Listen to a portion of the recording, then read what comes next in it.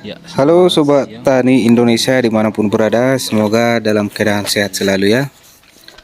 Sekarang ini Halo Sobat, lagi pada apa? video kali ini Masih saya sedang melakukan pemangkasan pada tanaman tomat. transportasi Budidaya tomat memang sangat menjanjikan. Video pada kali ini saya akan membahas atau menceritakan tentang seorang petani milenial dari Bintan yang mampu panen tomat seperempat hektar dengan untung 100 juta rupiah. Seorang pemuda lulusan SMK mengembangkan budidaya tomat tumpang sari dengan sayuran lainnya dengan lahan 0,25 hektar.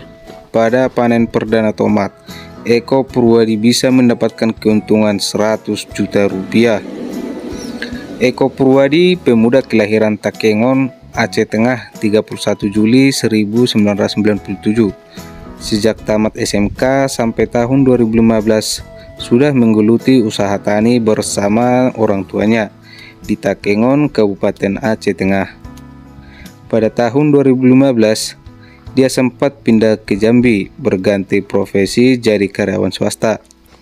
Pada tahun 2016, dia bersama orang tuanya pindah ke Desa Lancang Kuning, Kecamatan Bintan Utara, Kabupaten Bintan.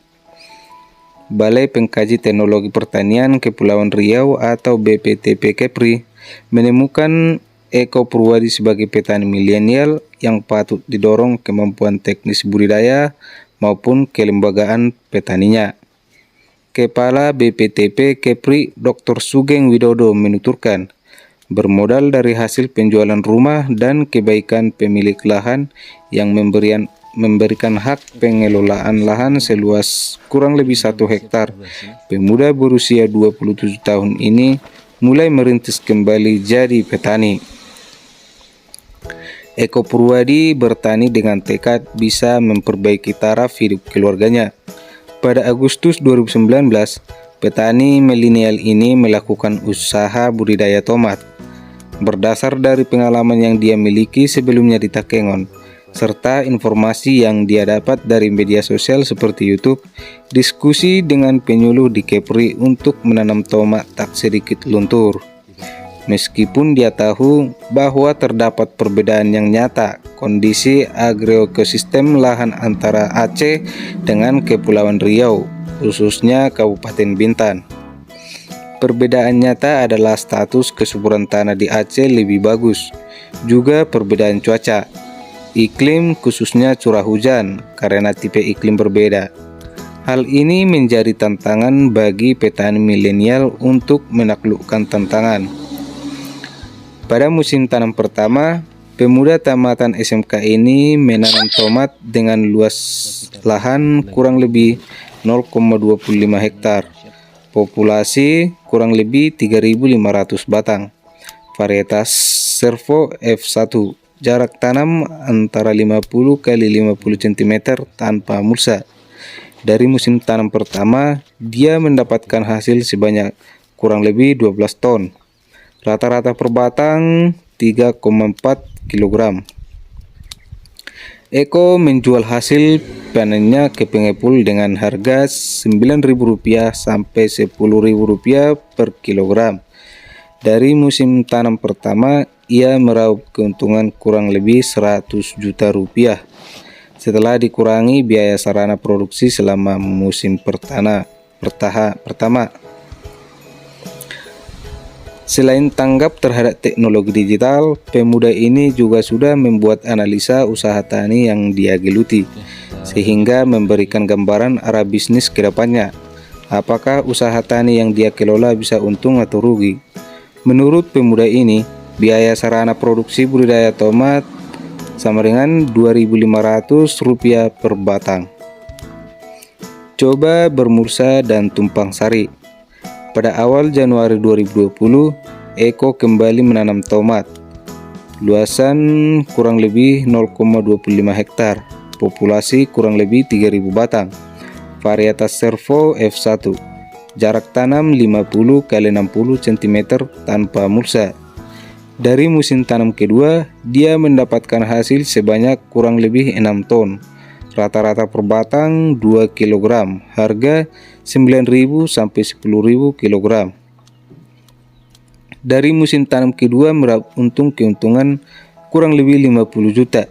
Penurunan produksi dikarenakan faktor cuaca sangat ekstrim, serta terjadi serangan hama maupun penyakit. Selain tanggap terhadap teknologi digital, untuk mengetahui kalkulasi bisnis usaha tani, pemuda ini senang membuat inovasi dengan tujuan menambah ilmu dan pengalaman. Kedepannya dia sudah punya gambaran usaha tani apa yang bisa memberi manfaat. Pada musim tanam ketiga, Eko mencoba menerapkan teknologi penggunaan mulsa, tumpang sari dengan tanaman cabai rawit, dan perbandingan antara teknik persemaian dengan penanaman bibit secara langsung ditanam.